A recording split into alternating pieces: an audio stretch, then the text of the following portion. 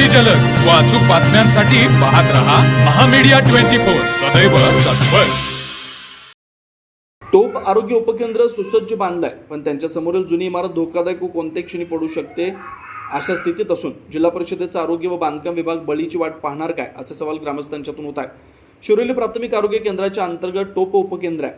या उपकेंद्रात टोप, संभापूर, कासारवाडी गावाचा समावेश आहे. दररोज स्तनदा माता, गरोदर माता, किशोरवयीन मुली तसेच वयोवृद्ध महिला, ग्रामस्थ, आशा सेविका, उपकेंद्रातील कर्मचारी या उपकेंद्रात नेहमीच उपचारासाठी येत असतात.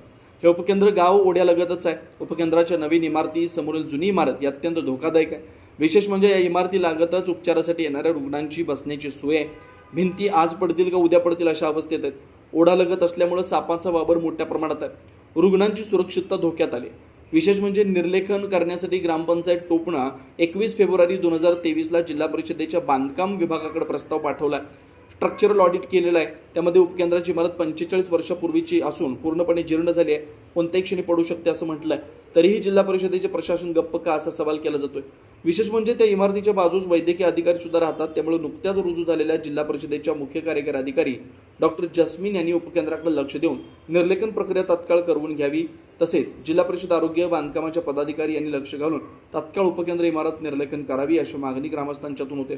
टोप ग्रामपंचायतीने जिल्हा परिषदेच्या बांधकाम विभागाकडे आरोग्य उपकेंद्र इमारत निर्लेखनाचा प्रस्ताव 4 वर्षापूर्वी पाठवून देखील दखल घेतलेली नाही.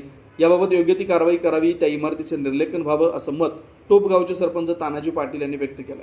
टोप प्रतिनिधी मिलिंद कुशिरे.